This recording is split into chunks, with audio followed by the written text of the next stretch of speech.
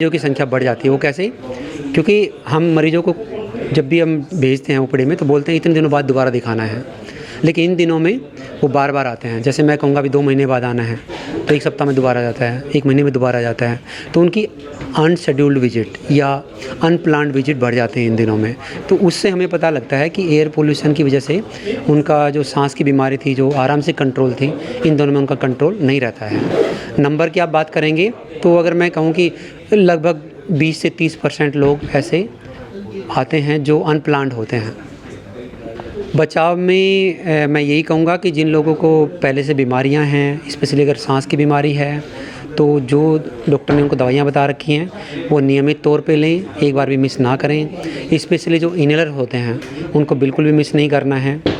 दूसरा, जिनको कोई बीमारी नहीं है और जब AQI बहुत ही पुअर होता है, स्पेशली जिसको हार्जार्डस या वेरी सीवियर कैटेगरी में बोलते हैं, रेड जोन में या ऑरेंज जोन में, उस टाइम पे सीधी गाइडलाइन है कि आप अननेसेसरी बाहर मत निकलिए, फिजिकल एक्सरसाइज बिल्कुल मत कीजिए, अगर करनी भी है तो थोड़ा टाइम के साथ मॉडिफाई कर लीजिए।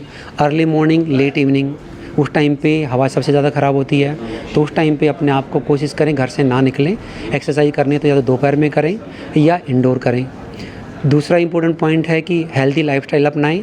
हेल्दी लाइफस्टाइल में खाना पीना, स्मोकिंग नहीं करना, टाइम पे सोना, एडिक्वेट नींद लेना और फ्रूट्स खाना, हरी पत्तेदार सब्जियां खाना, क्योंकि जो फ्रूट्स होते हैं, पत्तेदार सब्जियां होती हैं, इनमें एंटीऑक्सीडेंट्स होते हैं और एंटीऑक्सीडेंट जब हम लेते हैं तो बहुत सारे बॉडी में पॉजिटिव इफ़ेक्ट होते हैं जो कि बहुत सारी बीमारियों से लड़ने में हमें मदद करते हैं। वो एयर पोल्यूशन का इफ़ेक्ट भी कम करेंगे।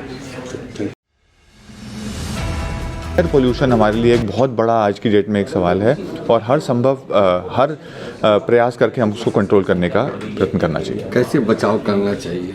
देखिए, बचाव के लिए ये है कि अब वातावरण में तो हवा का जो ये है उसका स्तर किस तरह कम होगा, वो एक दूसरे लेवल की एक्टिविटी है जो कि हर संभव प्रयत्न करना पड़ेगा कि वातावरण का जो लेवल है कम हो। अब हम उसको अपने हेल्थ में हम ये ध्यान रख सकते हैं कि जब बहुत ही ज़्यादा पोल्यूशन का लेवल ख़तरनाक स्तर के ऊपर है, जब हमारी जो ग्रैब की रिस्ट्रिक्शन लगाई जाती हैं, उन दिनों में जिन लोगों को सांस की तकलीफ़ है, हार्ट की तकलीफ़ है, BP की तकलीफ़ है, वो लोग आउटडोर में हैवी एक्सर्शन या अपनी एक्टिविटी को लिमिट करें। बहुत हैवी व्यायाम या दौड़ना या उस तरह की चीज़ों को उन दिनों में अवॉइड करें जब पोल्यूशन का स्तर बहुत ज़्यादा है। एक हेल्दी लाइफस्टाइल मेंटेन करें, खाना पीना ठीक रखें, फ्लूइड पानी की मात्रा ठीक लें, और अगर जिनको सांस की तकलीफ़ है, जिनको एस्थमा या COPD की तकलीफ़ है, अपने इन्हेलर और अपनी दवाइयाँ ज़रूर रेगुलरली इस्तेमाल करें। क्योंकि कई बार हम देखते हैं जिन मरीजों को सांस की तकलीफ़ है और अपना ट्रीटमेंट रेगुलर नहीं लेते हैं, उनमें अटैक बढ़ने की ये तकलीफ़ ज़्यादा हो जाती है।